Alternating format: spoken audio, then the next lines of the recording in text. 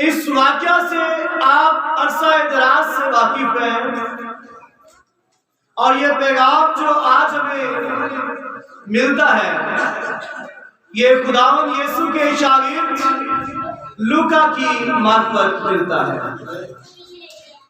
لوکا گو کے خداوند یسوع کے 12 شاگردوں میں سے شاگرد نہیں تھا،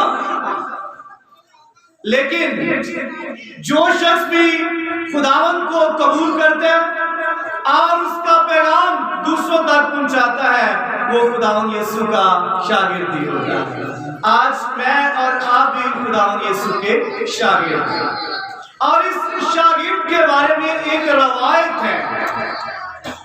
روایت یہ ہے کہ جو لوکا ہے، لوکا کا لفظی مطلب ہے روشنی دینا۔ لوکا یہ یونان کا ایک شہر ہے، فلپی شہر ہے۔ یہ وہی فلپی ہے جس کو پولس رسول نے خط لکھا، جسے ہم فلپیوں کی کلیسیا کہتے ہیں۔ فلپی شہر کا یہ باشندہ ہے، اور یہ آنکھوں کا اسپیشلسٹ ڈاکٹر تھا۔ یونان کے جو لوگ ہیں وہ حکمت میں، طب میں بڑا اعلیٰ بیان رکھتے ہیں۔ ایلر صاحب میڈیسن سے ریلیٹ ہے، ایلر صاحب جو کوئی بھی ہم دیسی دوائی لیتے ہیں ہم درد کی یا کوئی بھی ایسی دوائی، اس کے اوپر یونان میں لکھا ہوتا ہے۔ یہ اس بات کا ثبوت ہے کہ یونانی لوگ جو ہیں وہ طب میں بہت آگے ہیں، اور پولس رسول بھی کہتا ہے کہ یونانی حکمت تلاش کرتے ہیں۔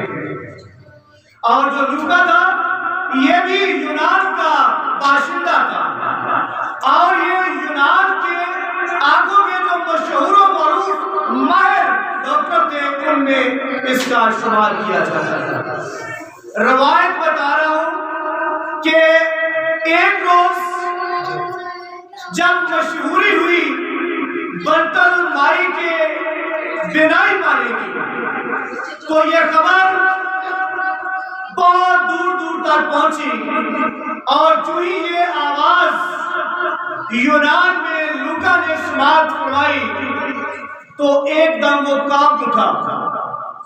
کانپ اس بات سے اٹھا تھا کہ میں ماہر آنکھوں کا ڈاکٹر ہوں، لیکن میرے سارے تجربہ میں ایسا کوئی نسخہ نہیں گزرا جس سے جنم کے اندھے کی آنکھیں کھل سکے۔ گو کے میں نے بہت بڑی بڑی بیماریوں کا علاج کیا ہے، لیکن جنم کے اندھے کی آنکھیں کھل سکیں یہ میرے پورے تجربہ میں کوئی ایسا نسخہ نہیں گزرا۔ اس کے اندر یہ تڑپ اٹھی کہ میں اس شخص کو دیکھنا چاہتا ہوں جو مجھ سے بھی بڑھ کر آنکھوں کا ڈاکٹر ہے۔ اس سے بیشتر کہ وہ یروشلم جاتا، اسے دوبارہ یعنی اپنی تسلی کے لیے اپنی تمام کتب کا مطالعہ کیا، دوبارہ سے ریسرچ کی۔ جب 1 سال دوبارہ ریسرچ میں گزر چکا تو بھی اس کو کوئی ایسا نسخہ نہ ملا، تو اس شخص نے اپنا کلینک لاک کیا اور وہ یروشلم میں چلا گیا، کیونکہ یہ بات اسے آپ کہہ سکتے ہیں کہ سونے نہیں دیتی تھی۔ اس کے اندر ایک تڑپ جنم جس نے لیا تھا وہ اور زیادہ عروج پکڑ رہی تھی کہ ایسا کون شخص ہے جو مجھ سے بھی مہارت رکھتا ہے آنکھوں کی بیماریوں میں، جس نے جنم کے اندھے کی آنکھیں کھول دی۔ اسی تڑپ کو لے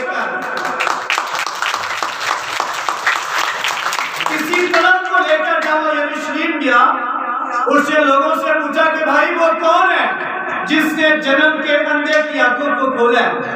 تو لوگوں نے بتایا کہ بھائی وہ یسوع ہے، لیکن رومیوں نے اس کو مصلوب کر دیا ہے۔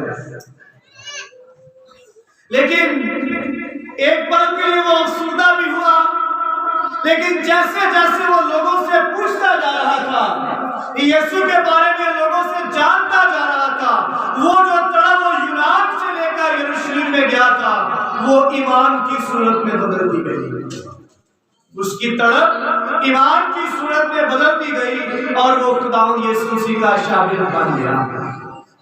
پہلے وہ لوگوں کی جسمانی آنکھوں کو روشن کرتا تھا، کیونکہ لوکا کا مطلب کیا ہے؟ روشنی دینا۔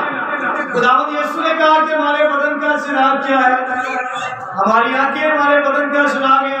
وہ انسانوں کی روحانی آنکھوں نہیں بلکہ جسمانی آنکھوں کو روشن کرتا تھا، بیماریوں سے پاک کرتا تھا۔ لیکن جب وہ یروشلم گیا، خداوند یسوع کے بارے میں سنتا گیا، جانتا گیا، تو پھر وہ خداوند یسوع کا شاگرد بن گیا۔ اور اس کا ثبوت ہے اعمال کی کتاب اور لوکا کی انجیل لکھے جانے کا کہ اس نے لوگوں کی روحانی آنکھوں کو روشن کرنا شروع کر دیا۔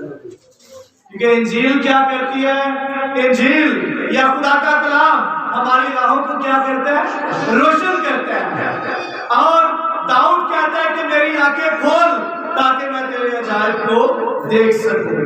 پہلے کہ وہ جسمانی آنکھوں کو روشن کرتا، جب یسوع کا شاگرد بنا تو پھر وہ روحانی آنکھیں بھی لوگوں کی روشن کرنے لگ گیا۔ اور اس نے فرمایا، اگر پہلی آیت پڑھے تو ثبوت بھی ملتا ہے کہ چونکہ اس پر بہتوں نے کمر باندھی کہ جو باتیں یہاں پر ہو چکی ہیں ان کو ٹھیک ٹھیک دریافت کر کے لکھی۔ تو کہتا ہے کہ اے معزز تیتوس، میں نے بھی عزیز جانا کہ جو کچھ یہاں پر ہو چکا ہے ان سب کو دریافت کر کے ترتیب سے تیرے لیے لکھوں تاکہ تیرے ایمان کی پختگی اور زیادہ ہو۔ آج یہ لوکا کا پیغام میرے اور آپ کے لیے ہے کہ آج لوکا کی خواہش یہ ہے کہ میرے اور آپ کے ایمان کی بھی پختگی جو ہے وہ اور زیادہ تقویت کر دے اور ہم اپنی روحانی آنکھوں کو روشن کریں اور خداوند کے عرفان میں بڑھتے جائیں۔ سو لوکا نے یوں فرمایا ہے کہ اسی علاقہ میں چرواہے تھے۔ کس علاقہ میں؟ بیٹا میری طرف توجہ کرے۔ اسی علاقہ میں چرواہے تھے۔ کس علاقہ میں؟ خداوند یسوع کس شہر میں پیدا ہوئے؟ خداوند یسوع مسیح بیت لحم میں پیدا ہوئے۔ یہ عبرانی زبان کے دو لفظوں کا مجموعہ ہے، بیت اور لحم۔ بیت کہا جاتا ہے گھر کو اور لحم کا مطلب ہوتا ہے روٹی۔ تو بیت لحم کا مطلب کیا ہوا؟ روٹی کا گھر۔ بیت لحم میں خداوند یسوع مسیح نے جنم لیا اور بیت لحم ہی کے میدانوں میں چرواہے رات کے وقت اپنے گلہ کی نگہبانی کر رہے ہیں۔ خداوند کا فرشتہ ان کے پاس آ کھڑا ہوا اور خداوند کا جلال ان گڈریوں پر چمکا اور لگا کہ وہ ڈر گئے۔ جو ہی وہ ڈرے تو فرشتہ نے گڈریوں سے کہا کہ میں تمہیں ڈرانے کے لیے نہیں آیا، تمہارے اس خوف کو دور کرنے کے لیے آیا۔ اکثر اوقات بعض مقامات پر ایسا ہمیں ملتا ہے کہ جب فرشتہ نازل ہوئے تو جس پر نازل ہوتا ہے وہ ڈر جاتے ہیں۔ زکریا جو کاہن ہے، جو بخور جلانے کے لیے گیا، فرشتہ اس کے پاس آ کھڑا ہوا تو لکھا کہ وہ بھی ڈر گیا۔ فرشتہ نے کہا کہ اے زکریا خوف نہ کر۔ ہم پڑھتے ہیں کہ جب فرشتہ مقدسہ مریم کے گھر میں داخل ہوا تو اس کے داخل ہونے سے، جلال کے چمکنے سے مقدسہ مریم بھی ڈر گئی اور فرشتہ نے کہا کہ اے مریم خوف نہ کر۔ اسی طرح جب میدان میں فرشتہ ظاہر ہوا تو گڈریے بھی ڈر گئے۔ گڈریوں کو بھی فرشتہ نے کہا کہ خوف نہ کرو، کیونکہ میں تمہیں ڈرانے یا دھمکانے نہیں آیا بلکہ میں تمہیں خوش کرنے کے لیے آیا، خوشی کی خبر دینے کے لیے آیا۔ لکھا ہے کہ بڑی خوشی کی خبر دینے کے لیے آیا ہوں جو ساری امت کے واسطے ہوگی کہ آج داؤد کے شہر میں تمہارے لیے ایک منجی پیدا ہوا ہے، یعنی کہ مسیح خداوند۔ نشان بتایا گیا کہ وہ کپڑے میں لپٹا چرنی میں پڑا ہوا پاؤ گے۔ لکھا کہ اور یکا یک اس فرشتہ کے ساتھ آسمانی لشکر کی ایک گروہ خدا کی حمد کرتی اور یہ گاتی ہوئی ظاہر ہوئی۔ خدا کی حمد کرتی اور یہ گاتی ہوئی ظاہر ہوئی۔ یہ کہتی ہوئی ظاہر ہوئی۔ اب آپ کی توجہ میں چاہتا ہوں کہ جب پیغام دینا تھا گڈریوں کو کہ یسوع مسیح پیدا ہوئے ہیں، اب کتنے فرشتوں کی ضرورت تھی پیغام دینے کے لیے؟ ایک ہی بہت ہے۔ دوسرے فرشتوں کی کیا ضرورت پیش آئی کہ وہ آسمان سے زمین پر؟ فرشتہ لفظ فرشتہ یہ فارسی لفظ ہے، اس کا مطلب ہوتا ہے بھیجا ہوا، پیغمبر، پیغام دینے والا۔ فرشتہ ان کے پاس آیا، گڈریوں نے فرشتے کو دیکھا، اس کا مطلب ہے کہ فرشتوں کا جسم ہے۔ کیا فرشتے جسم رکھتے ہیں؟ بیٹا میری طرف دھیان کریں، شاباش۔ کیا فرشتے جسم رکھتے ہیں؟ نہیں رکھتے۔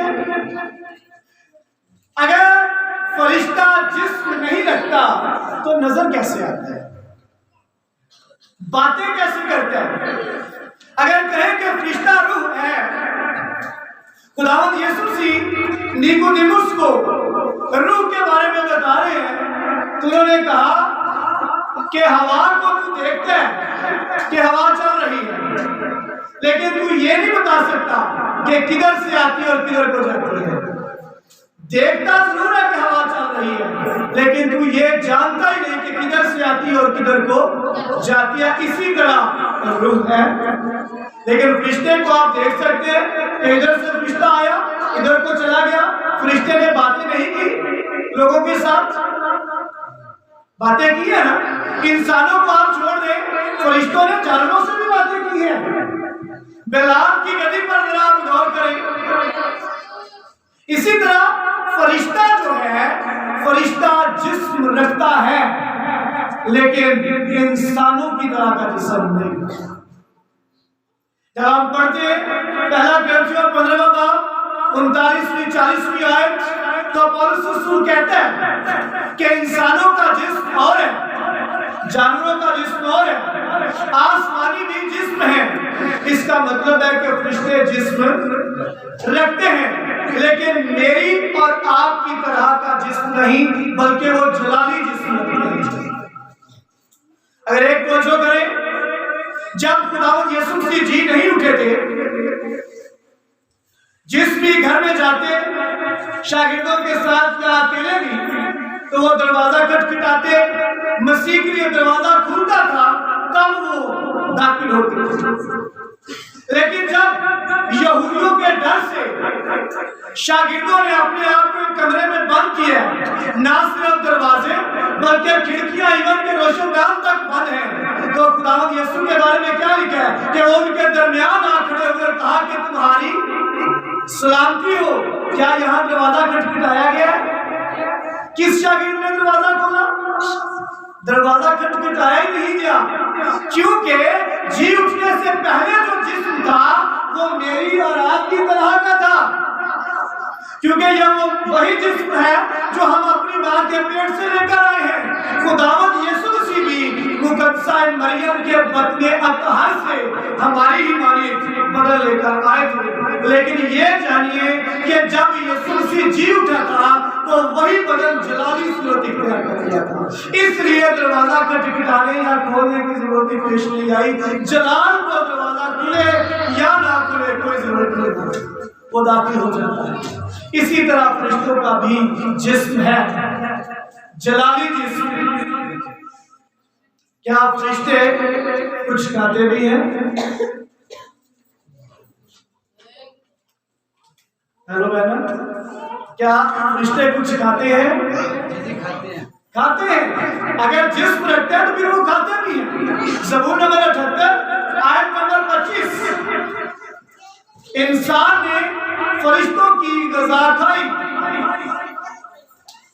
اور جب فرشتے کی غذا انسان نے کھائی ہے تو اس کا مطلب ہے کہ فرشتے کھاتے بھی ہیں۔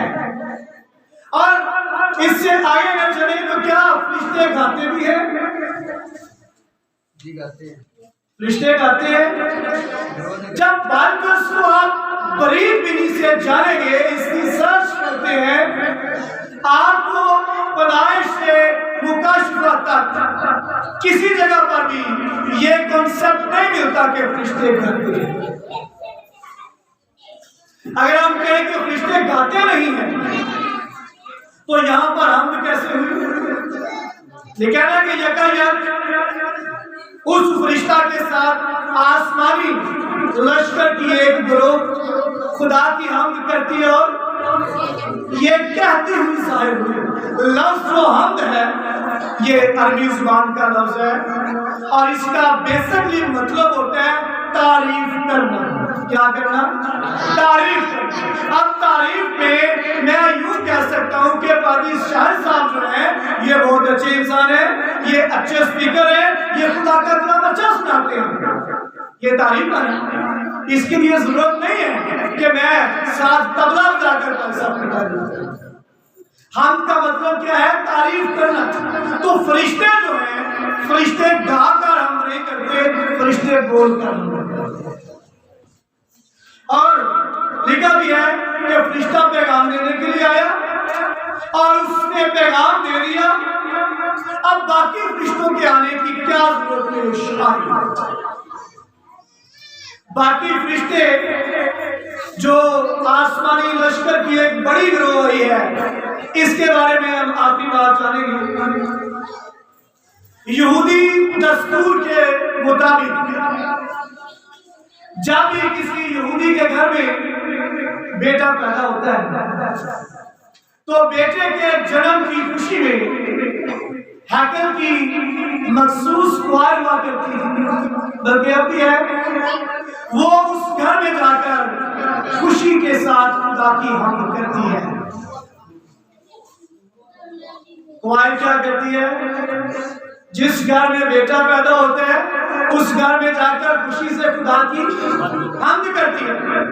مگر جب مقدسہ مریم کے گھر میں خدا تعالیٰ کا بیٹا پیدا ہوا تو مقدسہ مریم کے خلاف ابلیس نے اس قدر یہودیوں کو ابھار رکھا تھا کہ ہیکل کا جو انچارج تھا، سردار تھا، اس نے اس کوائر کو وہاں جانے کی اجازت نہ دی۔ بہت سارے لوگ مقدسہ مریم کے خلاف تھے، اس کے احسان عمل کے خلاف تھے، اور ابلیس نے بہت زور لگایا کہ نجات دہندہ زمین پر آئے ہی، کیونکہ وہ انسان کی نجات نہیں چاہتا تھا۔ وہ یہی چاہتا تھا کہ جس طرح آدم سے لے کر اب تک میں نے افراط کے ساتھ نسل انسانی پر بادشاہ کیا، نہ سدائی کرتا رہا، لیکن خدا کا قول، خدا کی پیشگوئی بھی پوری ہونی تھی کہ عورت کی نسل تیرے سر کو کچلے گی، اور عورت کی نسل خداوند یسوع ہے۔ جب خداوند یسوع مسیح پیدا ہوا تو سردار کاہن نے جو انچارج تھا کوائر کا، کوائر کو جانے کی اجازت نہیں دی، اور جب اجازت کوائر کو نہ ملی تو یہودی دستور کو، قوانین کی پابندی کرتے ہوئے یا اس کو پورا کرتے ہوئے خدا نے آسمان سے فرشتوں کی کوائر کو بھیجا، اور انہوں نے آ کر مقدسہ مریم کے گھر میں یروشلم میں خداوند کی حمد، اور حمد میں کیا کہا کہ عالم بالا پر خدا کی تمجید ہو، اور زمین پر ان آدمیوں میں جن سے وہ راضی ہے صلاح۔ عالم بالا پر خدا کی تمجید ہے اور زمین پر ان آدمیوں میں جن سے وہ یعنی خدا راضی ہے صلاح۔ صلاح کا مطلب ہوتا ہے میل ملاپ، اور صلاح کون ہے؟ اس کے بارے میں فرمایا گیا کہ اس کا نام عجیب مشیر، خدائے قادر، ابدیت کا باپ، صلاح اور سلامتی کا شہزادہ ہے، یعنی کہ خداوند یسوع مسیح ناصری۔ زمین پر ان آدمیوں میں جن سے خدا راضی ہے صلاح۔ آج فرشتہ مجھے اور آپ کو پیغام دیتا ہے، اس وقت اس نے گڈریوں کو دیا، آج ہمیں پیغام دیتا ہے کہ تمہارے لیے داؤد کے شہر میں ایک انرجی پیدا ہوا ہے، یعنی کہ مسیح خدا، اور زمین پر آج میں اور آپ قائم ہیں۔ ہمارے لیے یہ پیغام ہے کہ ان آدمیوں میں جن سے خداوند راضی ہے صلاح۔ آج میرے لیے اور آپ کے لیے لمحہ فکریہ ہے، اپنے آپ سے سوال کرنے کی ضرورت ہے کہ میں اور آپ اپنے آپ سے سوال کریں کہ کیا خدا مجھ سے راضی ہے یا نہیں؟ کہ خداوند اس لیے آیا تاکہ کوئی وہ کو ڈھونڈے اور نجات دے جو لڑائی میں رہتے ہیں، کیا وہ کھوئے ہوئے ہیں یا خداوند کو مل گئے ہیں؟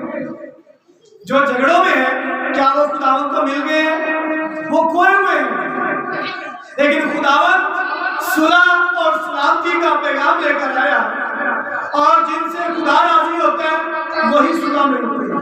صلح کا مطلب کیا ہے؟ میل ملاپ، پیار اور محبت۔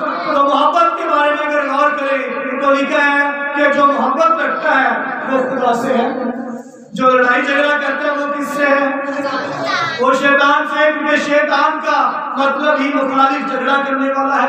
تو آج ضرورت عزیز و اس بات کی ہے، حاصل کلام میرے لیے اور آپ کے لیے یہ ہے کہ ہم اپنی زندگی پر خیال کریں، غور کریں، پڑتال کریں اور سوال کریں کہ کیا خدا مجھ سے راضی ہے یا نہیں؟ کیا آج میں نے صرف اور صرف مسیحیت کے نام کا ٹیکا ہی اپنے ماتھے پر تو نہیں سجا رکھا؟ کیا میں حقیقی طور پر خداوند میں مسرور ہوں بھی کہ نہیں؟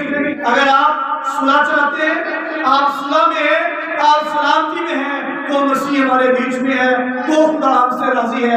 تو ہی خداوند یسوع کا جنم لینا، خداوند یسوع مسیح کا مرنا، دفن ہونا اور جی اٹھنا میرے لیے اور آپ کے لیے نجات کا باعث ہو سکتا ہے، اگر خداوند یسوع مسیح ہم میں ہے، اگر ہم صلح میں ہیں۔ کیونکہ صلح کا بانی کون ہے؟ خداوند یسوع مسیح۔ صلح ہے کون؟ خداوند یسوع مسیح۔ تو خداوند مجھے اور آپ کو حقیقی کرسمس منانے کی توفیق عطا کرے کہ ہم سب ایک دوسرے کے ساتھ ایسی صلح، ایسی محبت رکھیں جیسی خدا نے ہم سے کی ہے۔